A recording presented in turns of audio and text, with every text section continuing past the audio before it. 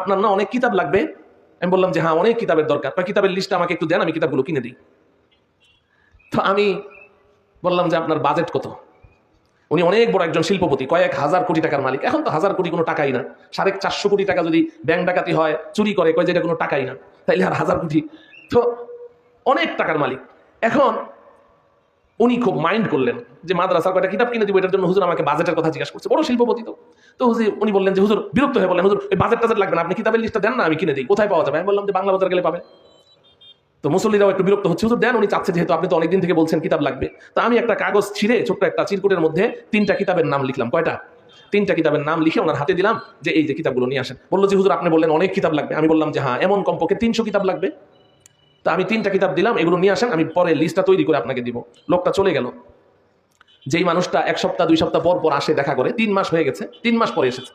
3 মাস পরে এসে আমার রুমে যখন ঢুকছে, তার মুখে একটা হাসি, তবে হাসিটা অপরাধীর হাসি। অপরাধীদের একটা হাসি আছে না নাই? নিজের অপরাধ ঢাকার জন্য হাসি। এমন একটা হাসতে হাসতে উনি ঢুকলেন। ঢুকতে ঢুকতে বলছেন হুজুর সরি। আমি বললাম কি হয়েছে? কয় যে হুজুর আসলে আমার তো ওরকম ভালো ধারণা ছিল না আপনাদের মাদ্রাসায় আপনারা কি পড়ান না পড়ান। আমি তো ভেবেছি যে মাদ্রাসায় তো নুরানি কায়দা পড়ায়, আমপারা পড়ায়, তারপরে বাচ্চাদেরকে কোরআন শরীফ পড়ায়। কোরআন শরীফ তো আমি চিনি, এটা একটা কিতাব অবশ্যই।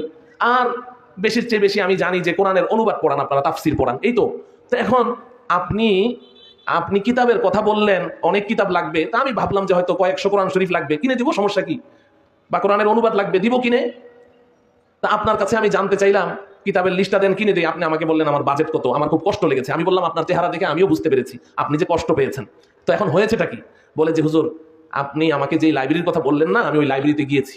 গিয়ে তো যাওয়ার সময় ভাবলাম 3টা কিতাব, এক একটা কিতাবের দাম আর কত হবে, 500-600 টাকা হতে পারে। তো আমি 1000 টাকা করে 3000 টাকা পকেটে নিয়ে গেছি 3 কিতাবের জন্য। আর একটা লোক আমার কাছে ওখানে টাকা পেত 10,000 টাকা, ওই টাকাটা সৌভাগ্যক্রমে আমার পকেটে ছিল। তা আমি লাইব্রেরিয়ানকে ওই আপনার কিতাবের নামের ওই কাগজটা ওর হাতে দিলাম। দেওয়ার পরে সে ওই কাগজটার দিকে একবার তাকায়, একবার আমার দিকে তাকায়, এরকম কয়েকবার তাকিয়ে, কারণ ওনার আবার ক্লিন শেপ। তো এখন হঠাৎ করে সে আমাকে বলে বসলো, ভাই আপনার বাজেট কত? কয় যে হুজুর মেজাজটা যে আমার গরম হইলো। আপনিও আমাকে জিজ্ঞাসা করলেন বাজেট কত, এই বেটাও আমাকে বলে বাজেট কত। আরে ঘটনাটা কি? আমার হুজুর মাথায় রক্ত উঠে গেল। আমাকে জীবনে কোনোদিন কেউ এই কথা বলার সাহস পায় নাই। আপনি তো জানেনই হুজুর আমার টাকা কি পরিমাণ আছে। তো পরে আমি তাকে ধমক দিয়ে বললাম, ভাই আপনার বাজেটের দরকারটা কি? আপনার কাছে আমি কিতাব চেয়েছি, আপনি কিতাব দেন, কিতাব থাকলে দেন।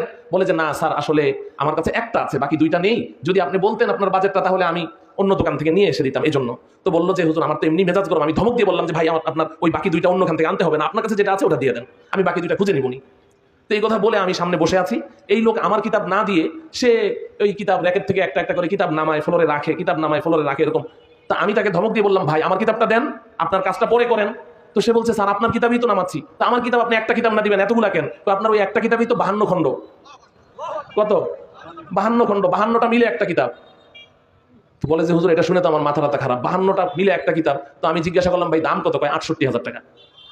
আমি যে 3টা কিতাবের নাম দিয়েছিলাম তার মধ্যে সবচেয়ে ছোট কিতাব, উলামায়ে কেরাম চিনেন, মুসনাদে আহমদ ইবনে হাম্বল। এটা আবার আমি কয়েক মাস আগে মিশর থেকে, ওখানে আবার মেলা বসেছে, কিতাবের মেলা।